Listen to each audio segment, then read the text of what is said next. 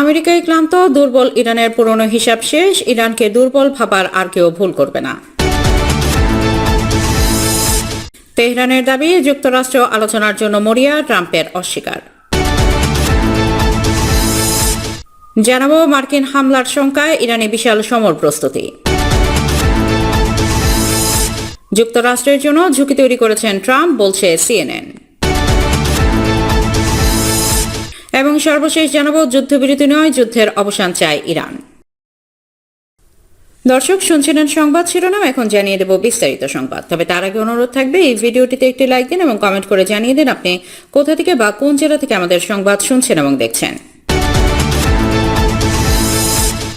ইরানকে দুর্বল ভাবার সেই পুরনো হিসাব কি এবার পুরোপুরি শেষ? যে যুদ্ধের শুরুতেই ইরানের কাছে নিঃশর্ত আত্মসমর্পণ দাবি করেছিল যুক্তরাষ্ট্র, সেই যুদ্ধ দ্রুত শেষ করার লক্ষ্য তো পূরণ হয়নি, বরং যুদ্ধের পর ইরানের পররাষ্ট্রমন্ত্রী আব্বাস আরাকচি বলছেন, দুর্বল ইরান বলে যে ধারণা ছিল তা পুরোপুরি ভেঙে গেছে। আর সবচেয়ে গুরুত্বপূর্ণ বিষয় হলো, এই দাবির সঙ্গে এখন যুক্ত হচ্ছে যুদ্ধক্ষেত্র, কূটনীতি এবং ভবিষ্যৎ আলোচনার নতুন সমীকরণ। ইরানের সরকারি ওয়েবসাইটে দেওয়া এক সাক্ষাৎকারে আব্বাস আরাকচি বলেন, যুক্তরাষ্ট্রের নেতৃত্বে যুদ্ধ ইরানের সক্ষমতা সম্পর্কে আন্তর্জাতিক ধারণাই বদলে দিয়েছে। তিনি বলেন, যুদ্ধের শুরুতে ডোনাল্ড ট্রাম্প ইরানের কাছে নিঃশর্ত আত্মসমর্পণ চেয়েছিলেন। এরপর ইরানকে ঘিরে সরকার পরিবর্তন, দেশ ভাগ, অভ্যন্তরীণ অস্থিরতা, বিভিন্ন পরিকল্পনার সামনে এলেও সেগুলোর কোনোটি কাঙ্ক্ষিত ফল দেয়। অর্থাৎ ওয়াশিংটনের হিসাব ছিল দ্রুত চাপ সৃষ্টি করে তেহরানকে নতি স্বীকারে বাধ্য করা, কিন্তু ইরানের পররাষ্ট্রমন্ত্রীর বক্তব্য অনুযায়ী সেই হিসাব বাস্তবে কাজ করে।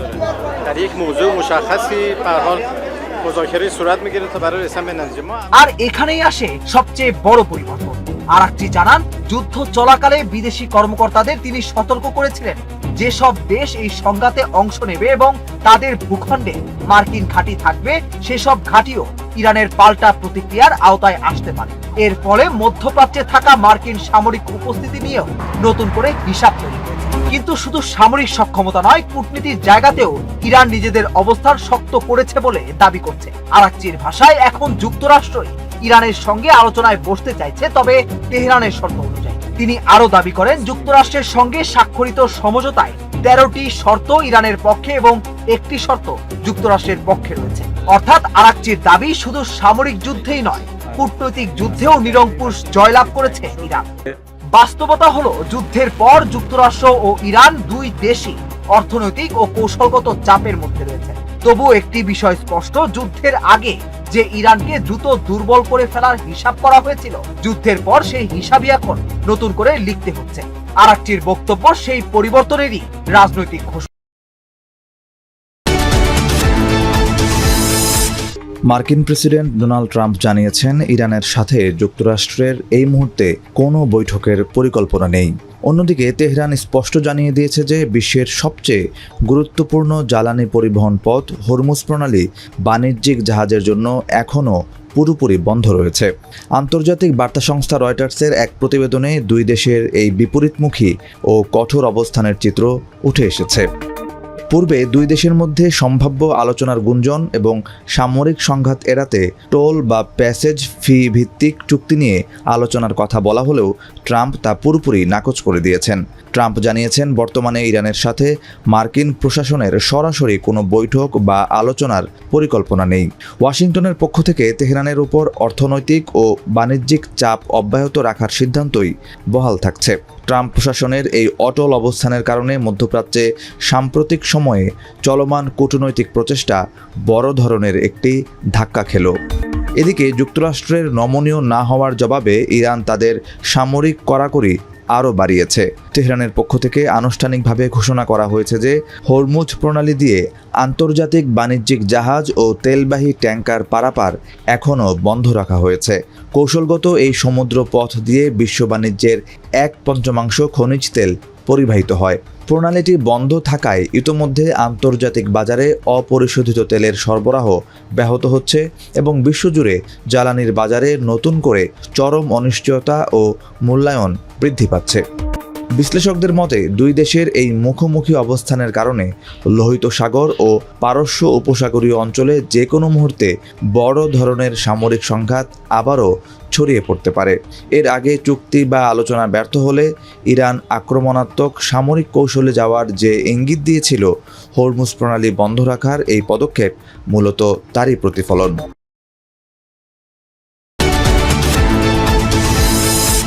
প্রায় 6 মাস লোকচক্ষুর আড়ালে থাকার পর গত সপ্তাহে গুরুত্বপূর্ণ এক বৈঠকে যোগ দেন ইরানের সর্বোচ্চ নেতা মোজতবা খামেনি। দেশের শাসন ব্যবস্থা নিয়ে নিজের দৃষ্টিভঙ্গি স্পষ্টভাবে তুলে ধরে সবাইকে ঐক্যবদ্ধ থাকার আহ্বান জানান। শীর্ষস্থানীয় নিরাপত্তা পদগুলোতে এক ঝাঁক কট্টরপন্থী ও প্রবীণ সামরিক কমান্ডারদের নিয়োগ দিয়েছেন তিনি। মোহসেন রেজাইকে সুপ্রিম ন্যাশনাল সিকিউরিটি কাউন্সিলের প্রধান করা হয়েছে। ইরান ইরাক যুদ্ধে আইআরজিসির নেতৃত্বে ছিল তার কাঁধেই। রদবদলের আওতায় সশস্ত্র বাহিনীর নতুন জেনারেল স্টাফ, আইআরজিসির প্রধান এবং আইআরজিসির নৌবাহিনীর কমান্ডারও নতুনভাবে নিয়োগ দেওয়া হয়েছে। এছাড়া ধর্মীয় নেতা ও সাবেক গোয়েন্দা প্রধান হোসেন তায়েবকে বাসিজ বাহিনী পরিচালনার দায়িত্ব দেওয়া হয়েছে। সাম্প্রতিক এই রদবদল যুদ্ধ মোকাবিলার আগাম প্রস্তুতি বলে মনে করছেন বিশ্লেষকরা। নিউ ইয়র্ক টাইমসের প্রতিবেদনে বলা হয়, তেহরান এমন এক পথ খুঁজছে যাতে হরমুজ প্রণালীর নিয়ন্ত্রণ হাতছাড়া না করেই যুদ্ধ শেষ করা যায়। এদিকে মার্কিন স্থল অভিযানের শঙ্কায় যে কোনো কঠোর পদক্ষেপ নিতে প্রস্তুতি নিচ্ছে আইআরজিসি। এতদিন পর্যন্ত আত্মরক্ষামূলক কৌশল থাকলেও এবার শত্রুর উপর সরাসরি আক্রমণের ছকও কষছে এই বাহিনী। বিশেষজ্ঞরা বলছেন, হরমুজ প্রণালীকে চাপ প্রয়োগের হাতিয়ার হিসেবে ব্যবহার করার ইরানের প্রবণতা ধীরে ধীরে কমতে বাধ্য। বিশ্ব জ্বালানি সরবরাহে বিকল্প যোগাযোগ ব্যবস্থা গড়ে তুলতে এরই মধ্যে চিন্তাভাবনা শুরু করেছে অন্যান্য দেশ। ইরান যুদ্ধের পর মধ্যপ্রাচ্যে স্থিতিশীলতা ফিরিয়ে আনার প্রতিশ্রুতি দিয়েছিলেন ডোনাল্ড ট্রাম্প, কিন্তু সেই লক্ষ্য এখনো অধরা। সিএনএনের বিশ্লেষণে বলা হয়েছে, ইরানের সঙ্গে যুক্তরাষ্ট্রের সমঝোতা নির্ধারিত সময়ে শেষ হলেও কোনো বড় অগ্রগতি নেই, বরং ক্ষোভ ঝেড়েছেন ট্রাম্প নিজেই। সিএনএনের বিশ্লেষণে সবার আগে নিয়ে আসা হয়েছে দক্ষিণ কোরিয়ার প্রসঙ্গ। ট্রাম্প ঘোষণা দিয়েছেন দেশটির সঙ্গে যৌথ সামরিক মহড়া কমিয়ে আনা হবে। তার দাবি, সিউল ইরান যুদ্ধের সময় যুক্তরাষ্ট্রকে যথেষ্ট সমর্থন দেয়নি। একই সঙ্গে উত্তর কোরিয়ার নেতা কিম জং উনের সঙ্গে সম্পর্ক নষ্ট করতে চান না বলেও ইঙ্গিত দেন তিনি। আমি বুঝি নির্মাণের শিল্প, সালাম স্টিল বোঝে ডিউরেবিলিটি। সালাম স্টিল, মোস্ট ডিউরেবল স্টিল। এরপর আরো বড় বিতর্কের জন্ম দিয়ে বন্ধুরাষ্ট্র ওমানকে বোমা হামলার হুমকি দেন ট্রাম্প, কারণ দেশটি ইরানের সঙ্গে আলোচনা চালিয়ে হরমুজ প্রণালীতে জাহাজ চলাচল স্বাভাবিক করার চেষ্টা করছে।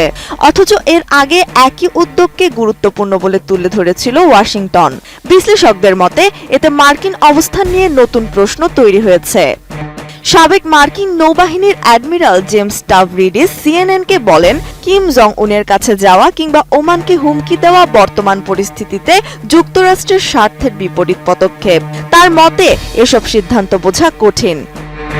সমালোচকদের অভিযোগ, ট্রাম্পের পররাষ্ট্র নীতিতে দীর্ঘমেয়াদী পরিকল্পনার চেয়ে তাৎক্ষণিক সিদ্ধান্তই বেশি গুরুত্ব পাচ্ছে।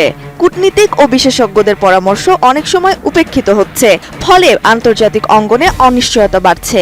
সিএনএনের বিশ্লেষণে এমন মূল্যায়ন তথ্য উঠে এসেছে। ইরান ইস্যুতেও চ্যালেঞ্জ কম নয়। যুদ্ধ শেষ হলেও হরমুজ প্রণালী পুরোপুরি নিরাপদ হয়নি। ওয়াল স্ট্রিট জার্নালের তথ্য উদ্ধৃত করে সিএনএন বলছে, তেহরান ক্ষেপণাস্ত্র ও ড্রোন উৎপাদন বাড়িয়েছে। এতে নতুন সংঘাতের আশঙ্কাও উড়িয়ে দেওয়া যাচ্ছে না। এদিকে ট্রাম্পের বিশেষ সম্পর্কের দাবিও নতুন করে আলোচনায়। তিনি বলছেন, কিম জং উন তাকে সম্মান করেন এবং দুজনের মধ্যে বোঝাপড়া আছে। কিন্তু সমালোচকদের প্রশ্ন, সেই সম্পর্কের বাস্তব ফল কোথায়? কারণ উত্তর কোরিয়া পারমাণবিক ও ক্ষেপণাস্ত্র কর্মসূচি থামায়নি, বরং রাশিয়া ও চীনের সঙ্গে আরও ঘনিষ্ঠ হয়েছে। রাশিয়ার প্রেসিডেন্ট ভ্লাদিমির পুতিন কিংবা চীনের প্রেসিডেন্ট শি জিনপিং এর ক্ষেত্রেও একই চিত্র দেখা গিয়েছে বলে উল্লেখ করেছে সিএনএন। ট্রাম্পের ব্যক্তিগত সম্পর্ক বড় কূটনৈতিক সাফল্যের রূপ নেয়নি বলে মনে করেন অনেক বিশ্লেষক। তবে সমর্থকদের যুক্তি ভিন্ন। ট্রাম্পের প্রশাসনের কর্মকর্তারা বলছেন, পুরনো নিয়ম ভেঙে নতুন বাস্তবতা তৈরি করাই এখন এই নীতির উদ্দেশ্য। তাদের মতে যুক্তরাষ্ট্র এখন আরো কঠিন দর কষাকষি করছে এবং নিজেদের স্বার্থকে অগ্রাধিকার দিচ্ছে।